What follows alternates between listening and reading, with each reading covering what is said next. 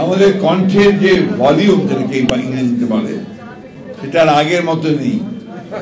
মোস্তফা জামাল আজাদ সাহেবকে দেখলেন, উনি একটু সবসময় খুব উঁচু যেটাকে আমরা বলি যে মাত্রায় তিনি বক্তব্য রাখেন, কিন্তু তার মধ্যে উনি কাশছেন, কারণ তার বয়স হয়েছে।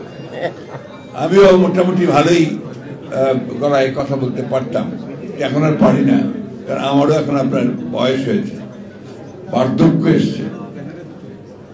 তারপরেও আমরা যে দায়িত্বে আছি সেই দায়িত্বে আমাদের পালন করতে হয়। আমরা চেষ্টা করছি বাংলাদেশকে সত্যিকার অর্থেই একটা স্বাধীন গণতান্ত্রিক সমৃদ্ধ রাষ্ট্র হিসেবে আপনার প্রতিষ্ঠা করবার, তাকে সেই রূপ দেবার, সেই চেষ্টায় আমরা একসাথে কাজ করছি। প্রিয় বন্ধুগণ, আজকে কাজী জাফর আহমদ সাহেবের মৃত্যুবার্ষিকী যখন আমরা পালন করছি, তখন দেশে একটা একদিকে রাজনৈতিক ক্রান্তিকাল, অন্যদিকে একটা ভয়াবহ প্রাকৃতিক দুর্যোগ। রাজনৈতিক ক্রান্তিকালে আমরা একটা জয়লাভ করেছি। আমাদের জনগণের দীর্ঘদিনের যে সংগ্রাম, প্রায় 15-16 বছর ধরে এই দেশের কৃষক, শ্রমিক, মেহনতি মানুষ, রিক্সা শ্রমিক, ছাত্র জনতা, তারা লড়াই করেছে, সংগ্রাম করেছে এই ফ্যাসিবাদকে পরাজিত করে জনগণের সরকার প্রতিষ্ঠা করবার জন্য। সেই ক্ষেত্রে আমরা সফল হয়েছি। আমরা ছাত্র জনতার একটা অভ্যুত্থানের মধ্য দিয়ে যে ফ্যাসিবাদের যে মূল নেতা খুনি হাসিনা, তিনি পালিয়ে গেছেন। এই কথা বললে সঠিক হবে না যে তিনি চলে গেছেন, তিনি পালিয়ে গেছেন। সুতরাং এই পলাতক এবং পতিত যে স্বৈরাচার, যে আপনার রুলার শাসক, তার চলে যাওয়াটা আমাদের জন্য নিঃসন্দেহে একটা বড় বিজয়। দ্বিতীয়ত হচ্ছে যে আপনারা দেখেছেন যে যে ভয়াবহ বন্যার শুরু কিভাবে হয়েছে আপনারা সবাই জানেন। বন্যা হতেই পারে, বৃষ্টি, বিভিন্ন কারণে বন্যা হতে পারে। তার জন্যে ভাই আপনারা এখানে ঝগড়া করতে এসছেন না কাভার করতে এসছেন? প্লিজ, কারণ এতটুকু আমাদের ধৈর্য নেই কেন আমি বুঝি না। এই বন্যা এসছে যেভাবে, এটা আপনার নিঃসন্দেহে একটা ক্রিমিনাল অফেন্স বলে আমি মনে করি। ভারতের যে বাঁধ খুলে দেওয়া হয়েছে, সে বাঁধ খুলে দিলে তার ভাটিতে কি অবস্থা সৃষ্টি হবে, এবং আন্তর্জাতিক আইন বলে যে তাকে ভাটির দেশকে তাকে অবৈধ করতে হবে জনগণকে সচেতন করার জন্য। সেটা করা হয়নি, যার ফলে একদম পুরো অপ্রস্তুত অবস্থায় একটা ভয়াবহ পানির ঢল এসছে, যে ঢলে ভেসে গেছে বহু মানুষ, মৃত্যুবরণ করেছে অনেক মানুষ, এবং তারা এখন একটা ভয়াবহ জীবনযাপন করছে, মানবতার জীবনযাপন করছে। আমি আজকের এই সভা থেকে তাদের প্রতি আমাদের পূর্ণ যে ভালোবাসা, সহমর্মিতা, সেটা আমরা ঘোষণা করছি। যারা ভেসে গেছেন, যারা বন্যায় মারা গেছেন, তাদের আত্মার মাগফিরাত কামনা করছি। Lieutenant Colonel Shams, signal audio.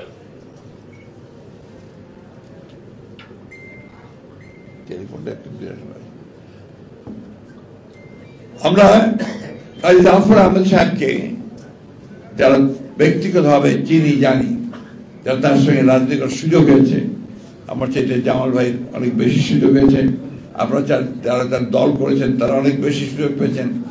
আমি আমার ছাত্র জীবনে কাজী জাফর আহমদকে আমি পেয়েছি। সেই পাওয়াটা কিছুটা নাটকীয় বলা যেতে পারে। আমি তার নাম শুনতাম এই জন্যে যে আমার পরিবারের অনেকেই ছিলেন যারা বাম রাজনীতি করতেন। তার মধ্যে একজন ছিলেন, তার ডাক্তার ছিল ছোটি সাহেব, ছোটি নুরুল হুদা কাদের বক্স। তিনি আমার আব্বার ছোট ভাই ছিলেন। তার মুখে কাজী জাফর আহমদের কথা মাঝে মাঝে শুনেছি। কাজী জাফর আহমদকে প্রথম যখন দেখি, সেটা হচ্ছে আপনার, আমি কথা একটু বলতে চাই যে তার যে ক্ষমতা, সেই ক্ষমতার কথা। আমরা তখন ইতিমধ্যে ছাত্র ইউনিয়নের সঙ্গে সংযুক্ত হয়েছি ঢাকা বিশ্ববিদ্যালয়ে এসে। জাফর ভাইকে তখন দেখার সুযোগ হয়নি, তিনি কারাগারে ছিলেন। তিনি তখন ছাত্র নেতা ছিলেন না, তখন মোস্তফা জামাল আজাদের নেতা। তিনি তখন শ্রমিক রাজনীতির সঙ্গে যুক্ত হয়েছেন মৌলানা ভাসানীর নির্দেশে। কারাগার থেকে বেরিয়ে এসে তিনি ঢাকা বিশ্ববিদ্যালয়ের সায়েন্স অ্যানেক্সে একটা বক্তব্য রাখবেন। আমরা এই কথা শুনে আমরা ফার্স্ট ইয়ারে আছি, আমরা গেলাম। আমাদের সঙ্গে নটরডেম কলেজের প্রায় 21 জন ছাত্র, তারাও গেল তার বক্তৃতা শুনতে। নটরডেম কলেজের ছেলেরা কিন্তু আমরা রাজনীতি করতো না, তারা একটু, আমরা তখন তাদেরকে বলতাম যে তারা একটু ক্যাশ জাতীয়, অর্থাৎ তখনকার দিনে ড্রেন পাইপ ট্রাউজার পড়তো, আপনার ইংরেজিতে কথা বলতো, মেধাবী ছাত্ররা ছিল, তারা রাজনীতির কাছে যেত না, আর বাম রাজনীতি তো নয়। তো আমরা যখন গেলাম ওখানে, যাওয়ার পরে উনি বক্তৃতা শুরু করলেন, প্রায় 1.5 ঘন্টা বক্তৃতা করলেন। তার 1.5 ঘন্টা বক্তৃতায় আমরা মন্ত্রমুগ্ধ হয়ে গেলাম। এবং ওই যে ছাত্ররা, যারা আপনার অত্যন্ত মেধাবী ছাত্র, যারা আপনার বাংলা টাংলাও কম বলতো, তারা কাজী জাফরের একদম ভক্ত হয়ে গেল। ওইখানেই তারা বললো যে আমরা ছাত্র ইউনিয়নে যোগ দেব। এই যে আপনার তার একটা অদ্ভুত ক্ষমতা ছিল, বাগ্মিতা ছিল, এবং মানুষকে আপনার আকর্ষণ করবার তার যে ক্ষমতা, এটা কাজী জাফরের মধ্যে সত্যি এটা অসাধারণ। আজকাল নেতাদের মধ্যে সেটা খুব কম দেখা যায়। তিনি যখন বক্তৃতা করতেন তখন মনে হতো যে আসলেও আপনার একজন বোধহয় একজন বিখ্যাত অরেটর একজন বক্তৃতা করছেন। যাই হোক, সেই কাজী জাফর তার রাজনৈতিক জীবনেও কিন্তু আপনার একজন সত্যিকার অর্থে একটা রহস্য পুরুষ ছিলেন বলা যায়। রহস্য পুরুষ বলি এই জন্যে যে তিনি যখন শ্রমিক রাজনীতি করেছেন তখন কিন্তু তিনি একেবারে ওইখানেই তিনি কিন্তু অবিসংবাদী নেতা হয়েছেন টুঙ্গিতে, এবং শ্রমিক রাজনীতি নিজে মিশে গেছেন। পরবর্তীকালে তিনি যখন গণতান্ত্রিক রাজনীতিতে পুরোপুরি এসছেন, সেখানে তিনি তার ভূমিকা পরিপূর্ণভাবে রেখেছেন। আপনারা সবাই জানেন, আমি সেই ইতিহাস বলতে চাই না। শেষের দিকে একদম যখন তিনি জাতীয় পার্টিতে আছেন, এবং আমরা যখন আপনার আন্দোলন করছি, এবং আমাদের খালেদার নেতৃত্বে এরশাদের বিরুদ্ধে, তখন আওয়ামী লীগের বিরুদ্ধে ইতিমধ্যে আন্দোলন শুরু হয়েছে, এরশাদ তখন অপোজিশনে এসছেন। সেই সময়ে জাফর ভাইয়ের সঙ্গে আবার আমি দেখা করে তাকে আমি অনুরোধ করি আমার নেত্রীর নির্দেশে যে আপনি জাতীয় পার্টি, এরশাদের জাতীয় পার্টি ছেড়ে আপনি জনগণের কাতারে আসেন আমাদের সঙ্গে। তখন 14 আন্দোলনের আগে মনে আছে আপনার, তাই না? এবং আপনার শুনে অবাক হবেন যে কাজী জাফর তখন যখন ম্যাডামের সাথে দেখা করতে নিয়ে যাবো রাতে গোপনে, আমি যখন যে বাসা থেকে তাকে নিয়ে যাবো সে বাসায় গেলাম, এদিকে যে এক ভদ্রলোক বসে আছেন সর্বদে, তাকে আমি চিনতে পারি না। তিনি আপনার একজন অত্যন্ত বড় আলেমের বেশধারী একজন ভদ্রলোক বসে আছেন, এই দাড়ি, মাথায় আপনার চমৎকার টুপি, কাজখান পরা। আমি যখন গান থেকে মুচকি মুচকি হাসছেন, আমি তো চিনতে পারিনি। আব্দুল্লাহ ভাই ছিলেন, আব্দুল্লাহ ভাইয়ের বাসায়, আব্দুল্লাহ ভাইয়ের বাসায়। ওইখানে আমি যে ভদ্রলোক কে চিনতে পারলেন না তো, তাহলে আমার মেকআপ ঠিক আছে।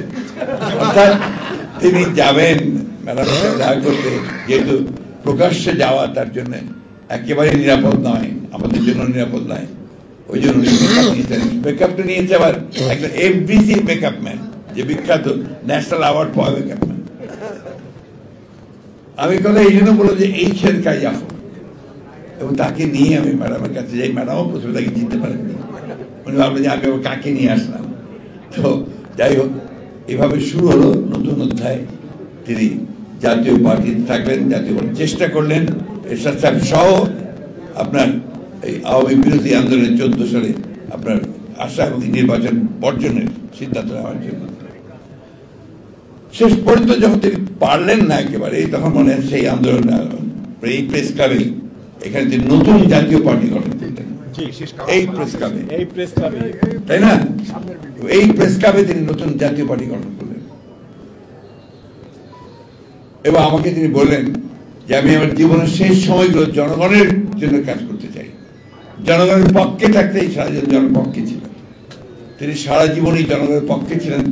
তার বিরুদ্ধে অনেকে অনেক রকমের বিভিন্ন কুপ্রচারণা চালিয়েছে।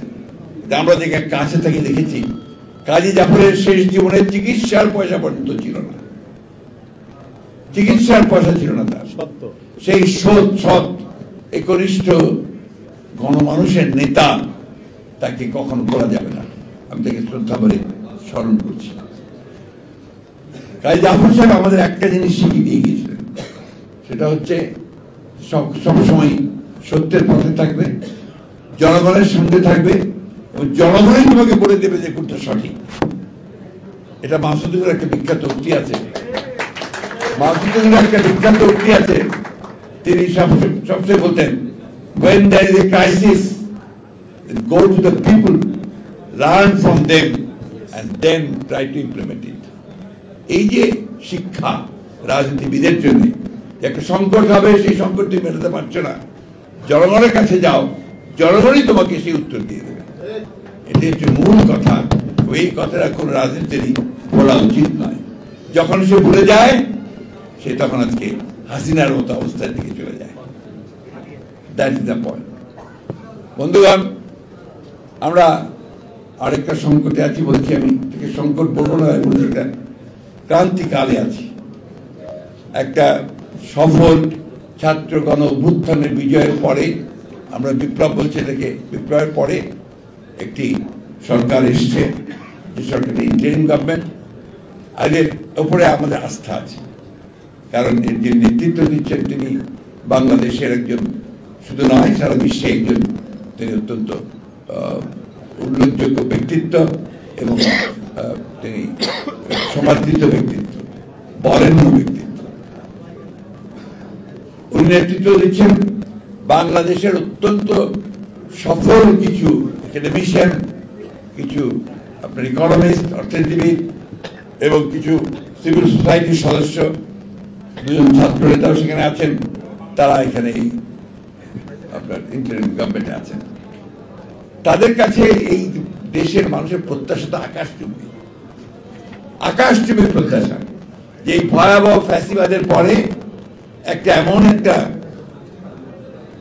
নির্বাচন তারা দেবেন, যে নির্বাচনটা একেবারে অবাধ, সুষ্ঠু, অবাধ, নিরপেক্ষ হবে। আর এর মধ্যে যত জঞ্জাল আছে, সেই জঞ্জালগুলোকে সাফ করবেন। এটা তাদের কাছে আমাদের পাওয়া, তাই না? এটা আমরা চাচ্ছি তাদের কাছে।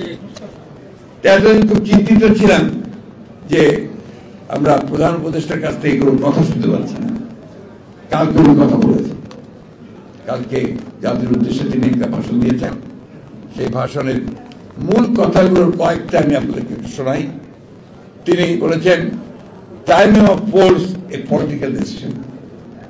কবে নির্বাচন হবে এটা রাজনৈতিক সিদ্ধান্ত, সঠিক, অবশ্যই রাজনৈতিক সিদ্ধান্ত হবে। তো এই রাজনৈতিক সিদ্ধান্ত নেওয়ার জন্য তো রাজনৈতিক নেতা, রাজনৈতিক দল, রাজনৈতিক ব্যক্তিদের সঙ্গে আলোচনা করতে হবে। আমি আশা করব যে আমাদের প্রধান উপদেষ্টা সেই প্রক্রিয়াটার দিকে খুব দ্রুত যাবেন, তিনি রাজনৈতিক দলগুলোর সঙ্গে কথা বলবেন। বলছেন, measures to be taken so no one can ever turn country into a police state. কে যেন এটাকে পুলিশ সিস্টেম না বানাতে পারে, সে একটা অবস্থা আমরা তৈরি করব। অত্যন্ত ভালো কথা। আমরা এইটাই চাচ্ছি সবসময়, যে আমরা কোন পুলিশ স্টেটে পরিণত হতে চাই না। আমাদেরকে পুলিশ আমাদেরকে নিয়ন্ত্রণ করবে, পুলিশ আমাদেরকে প্রতি মুহূর্তে আমাদেরকে আপনার বলে দেবে যে এটা করা যাবে, এটা করা যাবে না, অথবা আমাদেরকে মিথ্যা মামলা দিয়ে তুলে নিয়ে গিয়ে আমাদের কাছ থেকে টাকা নিয়ে ব্যবসা বাণিজ্য করে আমাদের সর্বনাশ করবে, আমাদের ছেলেদের গুলি করে মারবে। এটা আমরা আর দেখতে চাই না। এটা যদি ওনারা উদ্যোগ নিয়ে করেন, আমাদের সর্বাত্মক সহযোগিতা তাদের প্রতি থাকবে। তিনি বলেছেন, justice to be ensured for all extrajudicial killings, enforce this offences. আমরা তো এটাই চাচ্ছি, বারবার করে বলছি যে এই বিচার করতেই হবে। একই সঙ্গে এটা বলছি যে আজকে এই স্বৈরাচারের বিরুদ্ধে, ফ্যাসিবাদের বিরুদ্ধে লড়াই গত 15 বছর করতে গিয়ে আমাদের প্রায় 60 লক্ষ মানুষের বিরুদ্ধে মিথ্যা মামলা হয়েছে, গায়েবী মামলা হয়েছে। সেগুলোকে অবিলম্বে তুলে ফেলতে হবে। আমরা পত্রিকায় দেখলাম যে প্রধান উপদেষ্টার মামলা চলে গেছে, উঠানো হয়েছে। আরেকজন উপদেষ্টারও মামলা উঠানো হয়েছে, সাজা ছিল, সেটা সাজা বাতিল করা হয়েছে। আমাদের একজন মানুষও নাই। বিএনপি বলেন, জামাত বলেন, এই আপনার আমরা এখানে যারা বসে আছি যাদের বিরুদ্ধে মিথ্যা মামলা নাই। তো আমাদের আশা যে মামলাগুলো এই সব মানুষের 1,45,000 মামলা অবিলম্বে তুলে নিতে হবে। এটা একটা দাবি। Police bank commission to be formed for reforms. আগে মামলা উঠুক, তারপর ক্ষতি করে নিয়ে। Police bank commission to be formed for reforms, খুব ভালো কথা। আমরা এটি চাই অবিলম্বে পুলিশকে। কালকে সেদিন আইজিপিও বলেছেন যে পুলিশকে জনগণের পুলিশ তৈরি করা হবে এবং এটাকে একেবারে আপনার যেটা বলে যে আপনার আইডিয়াল পুলিশ তৈরি করা হবে। খুব ভালো কথা, আমরা এটাও চাই, খুব দ্রুত চাই। তবে একটা জিনিস আমি এখনো আমার মাসে যে অবস্থাটা সেটা পরিষ্কার হয়নি। কারণ আমরা আশা করেছিলাম যে প্রধান উপদেষ্টা মহোদয় তিনি একটা রোড ম্যাপ দেবেন। সেই রোড ম্যাপটা আমরা কিন্তু ফর ট্রানজিশন টু ডেমোক্রেসি, এটা আমরা কিন্তু ওনার বক্তব্যের মধ্যে পাইনি। রিফর্মসের কথা বলেছেন, সেই রিফর্মসগুলো কোন কোন বিষয়ে করতে রিফর্মস হবে সেগুলো কিছু কিছু তিনি আবার দিয়েছেন। আমি জানি এত অল্প সময় সবই সম্ভব না, কিন্তু সেগুলো সম্পর্কে একটা ধারণা থাকলে তারা আমরা আরো বেশি করে আপনার একটা মানে ধারণা করতে পারতাম যে ঘটনা আসলে ভালোর দিকে যাচ্ছে। যাই হোক, আমরা আশা করি যে ঘটনা ভালোর দিকে যাক, এটাই আমাদের প্রত্যাশা।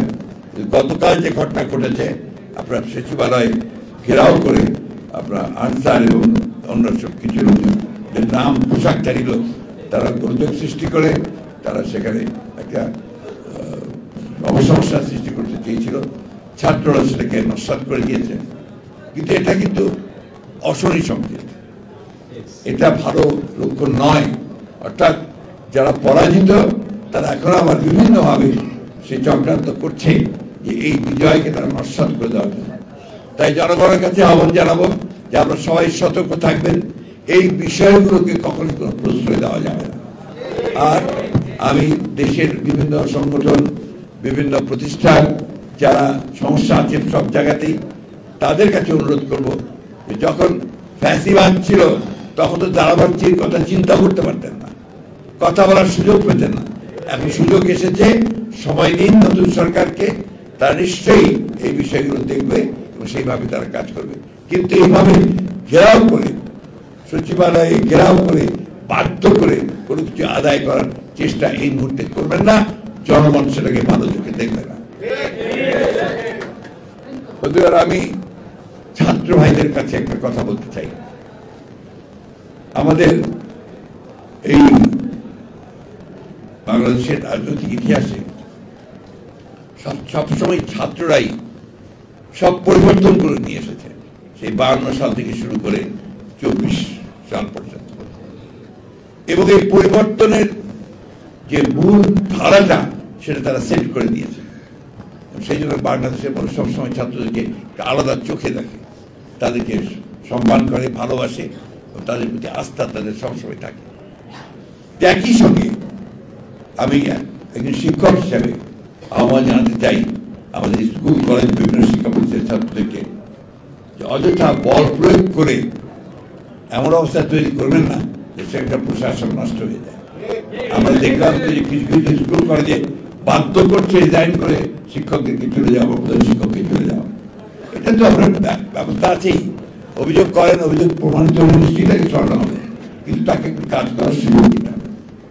সেই সঙ্গে এই সরকারের কাছে আরেকটা দৃষ্টি তুলে ধরতে চাই, আমরা এই প্রশাসনে এখনো সেই সমস্ত ব্যক্তিদের দেখতে পাচ্ছি যারা এই ফ্যাসিবাদী সরকারকে মদত দিয়েছে, তাদেরকে সাহায্য করেছে এবং তাদের এই হত্যাকাণ্ডের সঙ্গে তারা জড়িত দিয়েছে, তাদের চেহারা আমরা আর দেখতে চাই না। আবারও বলছি, দয়া করে অতি দ্রুত এদেরকে অপসারিত করে যারা দেশপ্রেমিক, যারা আপনার কাজ করতে চায়, তাদেরকে বঞ্চিত করা হয়েছে, তাদেরকে নিয়ে এসে সেই প্রশাসন চালানোর ব্যবস্থা করুন। অন্যথায় এটার জন্য কিন্তু জাতি আপনাদেরকে ক্ষমা করবে না। এখন আপনি বিচার চান, অসুবিধা নেই, বিচার হবে। আমি যে কথা আপনাদেরকে বলতে চাই সেটা হচ্ছে যে আমাদেরকে এখন অত্যন্ত ধৈর্য ধরে অত্যন্ত সতর্কতার সঙ্গে কিন্তু পাবেন না যে সরকার এসেছে, এই সরকার অবশ্যই কাজ করার জন্য এসেছে, সেই কাজ করার সুযোগ তাদেরকে দিতে হবে।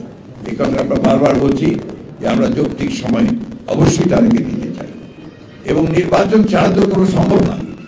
নির্বাচন হতেই হবে, নির্বাচনে যেন সুষ্ঠু অবাধ নিরপেক্ষ হয়, সবাই যেন ভোট দিতে পারে, এবং ওই নির্বাচনের ফলে এমন একটা অবস্থা তৈরি না হয় যে আবার সে আগের অবস্থা ফিরে আসে, তাহলে সেটা আমরা কখনোই জনগণ মেনে দেবে না। সেই জন্যই ধৈর্য ধরে আমরা অপেক্ষা করছি, জনগণ অপেক্ষা করছি, কিন্তু সেটা অবশ্যই একটা যৌক্তিক সময় পর্যন্ত হতে হবে। আমি বিশ্বাস করি যে সেই যৌক্তিক সময়ের মধ্যে অবশ্যই একটা সুষ্ঠু অবাধ নির্বাচন হবে, জনগণের সরকার প্রতিষ্ঠা হবে, এটা আমরা বিশ্বাস করি। আমরা কাজী জাফর আহমদ সাহেবের প্রতি আবার আমার গভীর শ্রদ্ধা নিবেদন করছি। আল্লাহ